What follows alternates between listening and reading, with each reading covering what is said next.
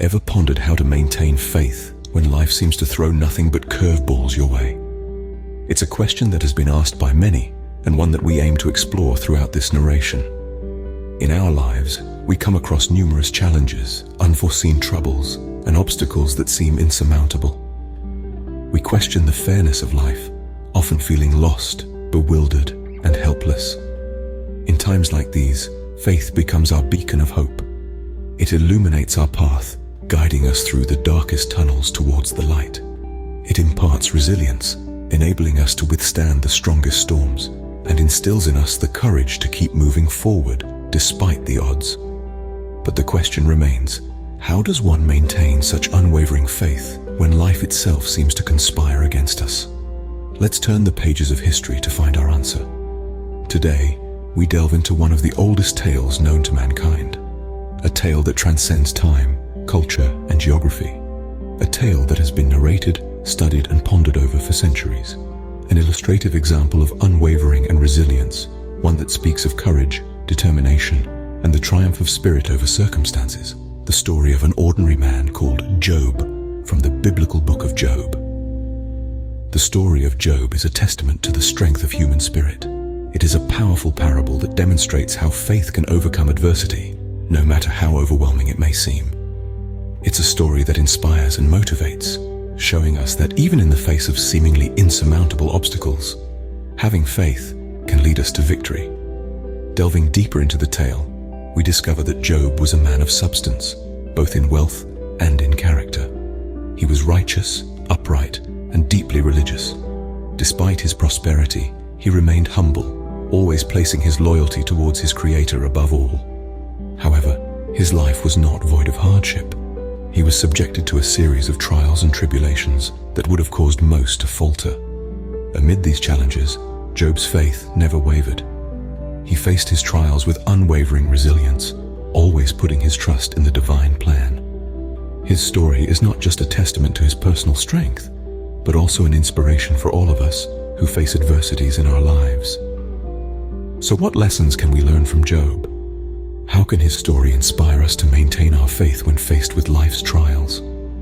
These are the questions we aim to answer in our exploration of this ancient tale. By understanding Job's journey, we hope to discover how to maintain our own faith in the face of adversity, how to remain resilient and determined despite the curveballs that life throws our way.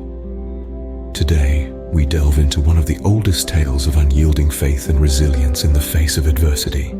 The story of Job from the biblical book of Job. Job, a man of unwavering faith and immense wealth, lived in the land of Uz, a place of sweeping deserts and verdant oases, of vast riches and deep-rooted traditions. He was not just a man, he was a symbol of prosperity and righteousness, an ideal to aspire to in a world that often seemed chaotic and capricious.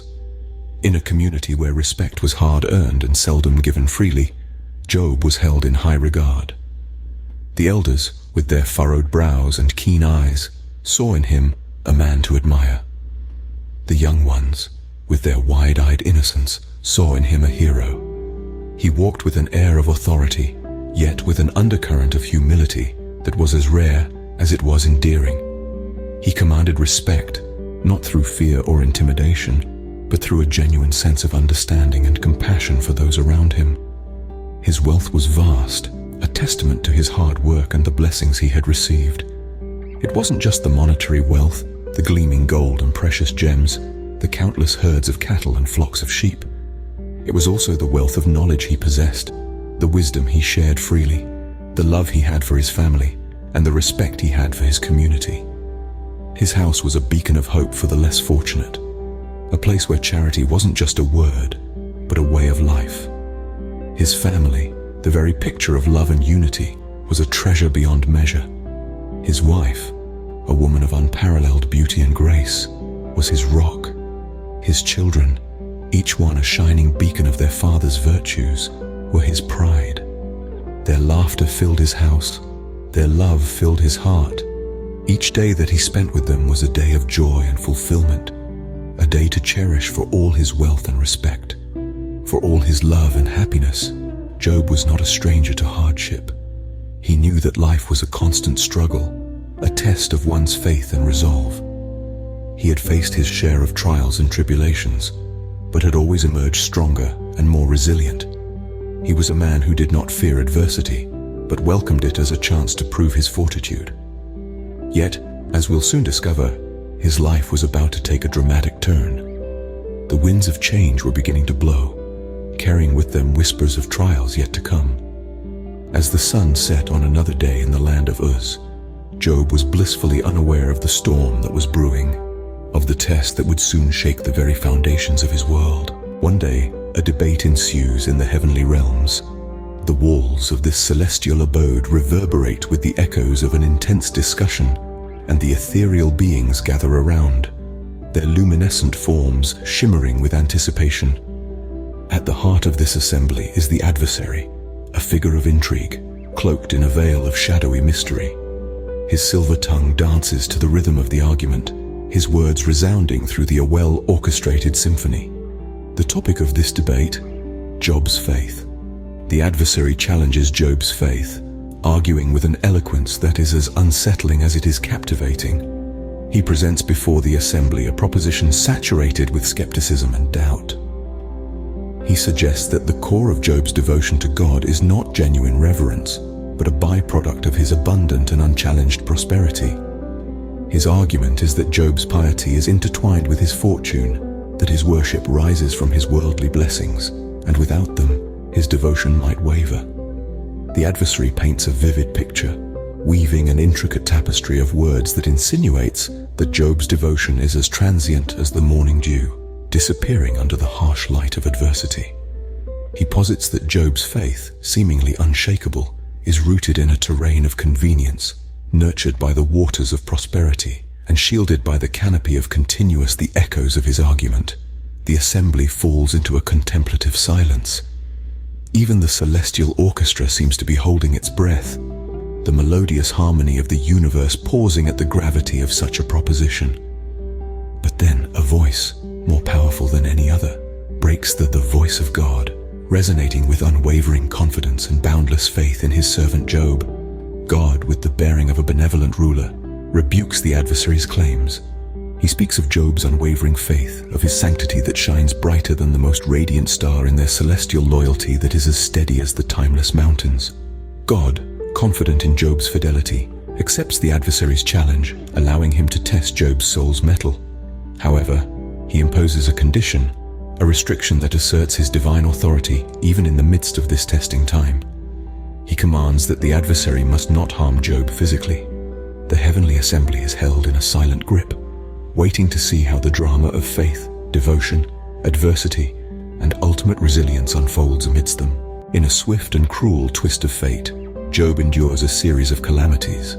The once prosperous and well-respected man finds his life thrown into turmoil in the blink of an eye. His vast wealth, accumulated painstakingly over years of honest trade and negotiations, disappears as if it was never there. His once brimming coffers are emptied, his opulent lifestyle reduced to nothing. His losses are not just monetary. His children, his pride and joy, the apples of his eye, are stripped away from him in the most tragic of circumstances. Each one, a beacon of hope, a testament to his success, is snuffed out, leaving behind an echo of laughter and love that once filled his household. His heart, once filled with parental pride, is now an empty vessel filled with sorrow and grief. His status, his standing in society, his reputation as an upright and righteous man, all are cast aside. The respect and admiration he enjoyed, the deference he was shown, vanishes as quickly as morning dew under the heat of the midday sun. His friends turn their backs on him. His supporters are nowhere to be found. He finds himself alone, ostracized by the very society he had served with such dedication and loyalty. And yet, through all these trials and tribulations, Job remains steadfast in his faith. He does not waver, he does not falter. His belief in God is as strong as a mountain, unyielding and unshakable. He does not indulge in self-pity or bitterness. He does not lash out or curse his fate. He does not blame God for his sufferings or question his divine will. Instead, he takes a deep breath, squares his shoulders, and faces his tribulations head-on. He looks at his losses, his pain, and his loneliness, not with despair, but with acceptance. He recognizes that everything he had, his wealth, his children, his status, were all gifts from God. They were never truly his to begin with. They were lent to him, and now they have been returned. He understands that his suffering is a test of his faith, a trial to prove his loyalty and devotion to God. So he endures. He bears his burden with dignity and courage. He remains grateful for the blessings he had and the lessons he has learned. In the midst of his sorrow, he finds the strength to utter words that echo with profound wisdom and unwavering faith. The Lord gave, and the Lord has taken away. Blessed be the name of the Lord. The test intensifies. It's in this moment that the narrative takes a dark turn. We see Job, a man of faith and integrity, preparing to face unlike any other. This adversary, emboldened by the divine permission to test Job's faith, is ruthless and relentless in its pursuit to break Job's spirit. He afflicts Job with painful sores, a physical manifestation of the spiritual battle he wages. The sores, red, raw and merciless, cover Job's body, making every breath a painful reminder of his predicament. This adversary does not stop at physical pain alone. It pushes him, targeting his endurance, his resolve and his faith. Job endures, but not without a struggle. His endurance pushed to the absolute limit, like a ship in a storm teetering on the edge of destruction, every gust of wind threatening to break it apart. In the midst of this torment, Job's wife enters the narrative. She appears as a beacon of reason, of human nature, of the instinct to protect oneself from harm. Her heart breaks for Job, her beloved husband, her partner, her rock. She cannot stand to see him suffer such torment, and in her desperation, she urges him to curse God and die. Her words, although harsh, echo the sentiments of a heart that yearns for an end to suffering, an end to the torment that has befallen them. Yet despite the physical pain, the emotional turmoil, and the insurmountable pressure from his wife to curse God, Job does something extraordinary. He maintains his integrity. His faith remains unyielding, his resolve unwavering. In the face of adversity, he chooses faith over despair, hope over surrender. And it is in this moment, amidst the raging storm, that Job utters words that resonate through time, words that are both a testament to his unyielding faith and a profound reflection on the human condition. He poses a rhetorical question, not just to his wife but to humanity at large, a question that transcends time and space, a question that forces us to confront our own faith, our own beliefs. He asks, shall we accept good from God and not trouble? Job's friends, believing his suffering is a punishment for sin, urge him to confess and repent. They sit around him in a semicircle, their faces etched with gravity and concern. The atmosphere is heavy with their collective worry, and the air of the room seems to thicken with each passing minute. The room, lit by the frail glow of an oil lamp, flickers with shadows that seem to pulse with the rhythm of their conversation. Job can make out their forms in the dim light, their bodies hunched forward, every line on their faces deepened by the uncertain glow. "Do you not see, Job?" asks Eliphaz, his voice a mere whisper in the silence. "This suffering of yours... It must be a consequence of some unconfessed sin. Repent, and maybe your burden will be lightened." The others, Zophar and Bildad, nod in agreement. Their eyes, filled with a strange mix of pity and reproach, bore into Job. They see suffering as a direct result of sin, a concept deeply ingrained in their minds. They believe that repentance and confession are the keys to rid oneself of such agony. Yet Job, although swaddled in distress, maintains an unwavering resolve. He shakes his head, his eyes shimmering with determination. Despite his body weakened by pain, his spirit remains unbroken. He continues to assert his innocence, dismissing their suggestions as misguided. His voice, although mere whispers in the hushed room, echoes with an undeniable truth. He is innocent, and he knows it. He questions them, his voice laden with confusion and hurt. "Why," he asks, "do the righteous suffer?" His question hangs heavily in the room unanswered. Their silence only amplifies his doubt and feeds his desperation. Their beliefs, their assumptions, they all fail to provide him with a satisfying answer. Driven by this relentless pursuit of truth, Job seeks an audience with God. longing for an explanation. He yearns for answers that can quell the storm within him, answers that can provide him solace in his unending suffering. He seeks a confrontation with the divine, a dialogue that might throw light onto his inexplicable predicament. He seeks an audience with God, longing for an explanation. God's response, though indirect, is profound. His reply is not an answer in the sense that most of us would expect. It does not offer a detailed explanation or a carefully crafted rationale for Job's suffering. Rather, it transcends the confines of human understanding and mundane logic. Instead of directly providing a justification or an explanation for the suffering, God takes a different route. He doesn't sugarcoat the truth, nor does he rely on philosophical consolation. His response is an affirmation, a confirmation of his divine sovereignty and supreme wisdom. It's as if he is telling Job, "I am the creator of the universe, the architect of all that you see and not see. Every element, every living being, every celestial body is a result of my command." His message is profound but wrapped in an enigma far beyond the reach of human comprehension. He is reminding Job and us through him that there are mysteries in life that we were not designed to unravel. Mysteries that lie beyond the realm of human experience, beyond the boundaries of our knowledge and understanding. They can be as vast as the cosmos, as deep as the ocean, or as complex as the human brain. These mysteries, however cryptic, are part of the grand design, a testament to God's omnipotence and omniscience. God's message ascertains the fact that the universe and everything in it are under his watchful eyes. Every sun that sets, every flower that blooms, every raindrop that falls is under his command. His sovereignty is not bound by time, space, or any worldly constraints.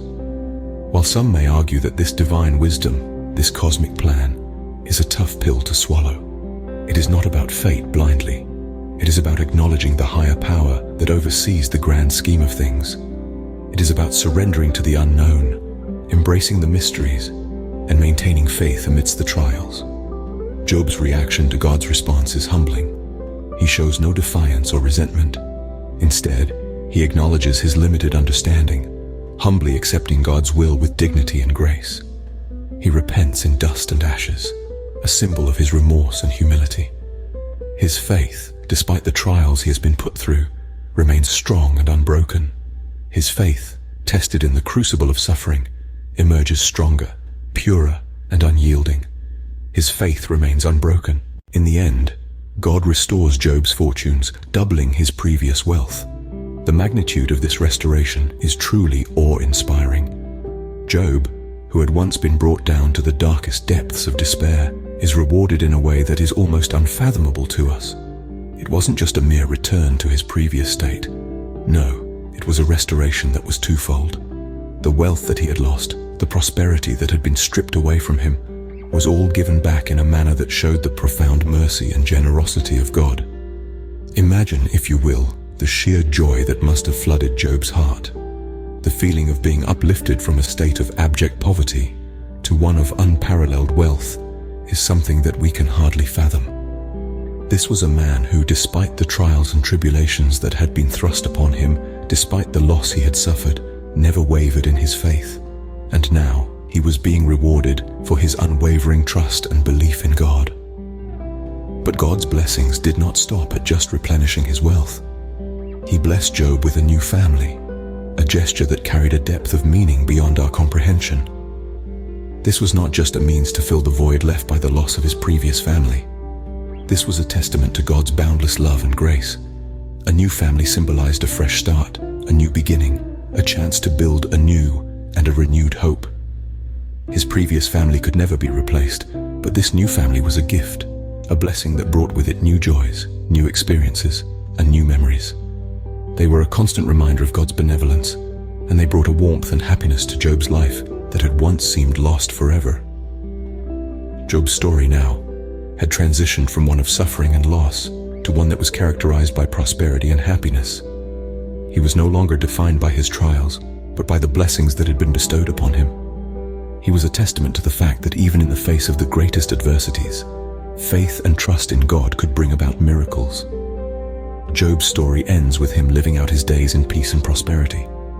It is a story of unshakable faith, of God's boundless mercy, and of the extraordinary rewards that can come from unwavering belief. It is a story that inspires us, gives us hope, and shows us that even in our darkest moments, God's grace is always there. Job's journey is a testament to enduring faith in the face of immense suffering. This story, which echoes through the ages, serves as a beacon of hope and resilience for all who experience trials and tribulations. It is a narrative that, although ancient, still resonates with people across the globe today. It acts as a mirror, reflecting the human condition's raw and relentless struggle, and providing valuable insights into our relationship with the divine. The story of Job is a powerful exploration of faith, not as a shallow, fair-weather commitment dependent on circumstances, but as a deep, enduring trust in God's wisdom. It compels us to consider faith as an unshakable pillar, steadfast even when life's hurricanes rage and storms gather, threatening to uproot everything we hold dear. It's a faith that survives the fiercest winds, the bleakest nights, and the darkest moments. The narrative of Job also serves as a timeless lesson, an allegorical guide in valuable moral and spiritual insights. It is a didactic tale, teaching us that suffering is not always a consequence of personal sin, that pain and hardship do not necessarily reflect divine retribution or punishment for moral failings. We learn that adversity can strike the innocent and the righteous, challenging our preconceived notions and conventional wisdom. It is a potent reminder that life can be complex and unpredictable, defying simple interpretations and quick judgments. Job's story further challenges us to maintain our faith and integrity, even when circumstances seem dire, grim, and hopeless. It nudges us to remain steadfast, grounded, and principled, resisting despair and cynicism. It encourages resilience and fortitude, even in the face of overwhelming adversity. It advocates for a persistent unwavering in divine wisdom, urging us to remain loyal and committed, regardless of the odds. More than that, the story of Job prompts us to seek understanding and open a dialogue with God. It promotes a dynamic, engaged relationship with the divine, urging us to question, to seek, to understand, rather than simply accepting suffering as a divine punishment. It fosters an active pursuit of knowledge and comprehension, promoting conscious engagement with faith rather than passive acceptance. And most significantly, the narrative of Job reassures us that God is always in control, even when our lives seem to be spiraling into chaos. It affirms the divine's omnipotent authority, reminding us that even in the midst of disorder, confusion, and turmoil, God is the master of the universe. He guides us through the tumult, ensuring that order eventually emerges from chaos, that light inevitably follows darkness, and most importantly, it reassures us that God is always in control, even when our lives seem to be spiraling into chaos. In the face of adversity, may we all find the strength to say, "Though he slay me, yet will I hope in him." This sentiment, while powerful, holds a deeper meaning when we delve into its context. It is a quote from Job, a figure in the Bible who is synonymous with suffering and endurance. Job was a man who experienced profound hardship, losing his wealth, children, and health in a series of tragic events. Yet even in his most despairing moments, Job clung fervently to this phrase, demonstrating an awe-inspiring resilience. As we navigate the trials of life, it is important to draw from the well of courage that is Job's story. It's a tale that shakes us to the core, because it's a tale of pain, loss, hardship, and the lacerating realities of life that strike us all at some point. But more than a tale of suffering, it's a tale of perseverance, a testament to the indomitable human spirit and the enduring power of faith. The story of Job is a rich tapestry of human emotions and experiences. It encapsulates the essence of the human condition, the highs and lows, joys and sorrows, victories and defeats. It's a mirror reflecting the trials that we face in our own lives, a stark reminder that we are alone in our struggles. Even in our darkest hours, we are never alone. This realization can be a source of immense comfort. It's a reminder that we are part of a collective human experience, shared by all who have come before us and all who will come after us. It is a reminder that we are all connected, that our suffering is not unique, and that we are part of a larger narrative existence. In the end, It's not about the suffering we endure, but the way we respond to it. This is a potent lesson that we can learn from Job. His story is not just about the adversity he faced, but also about his reaction to it. It's about his resolve, his patience, his steadfastness, and his unwavering faith in God, even when all seemed lost. Job's response to his trials is truly a beacon of hope. It is a testament to the power of faith, the strength of hope, and the resilience of the human spirit. It is a shining example of how to face adversity with grace and dignity, how to remain steadfast in the face of despair, and how to keep hope alive in the darkest of times. So when life throws you into the storm, remember Job. His story teaches us that suffering is temporary, but the human spirit is unbreakable. It reminds us that we can endure, that we can rise above our trials, and that we can find hope even in the midst of despair. Let his story inspire you to hold on to your faith no matter what.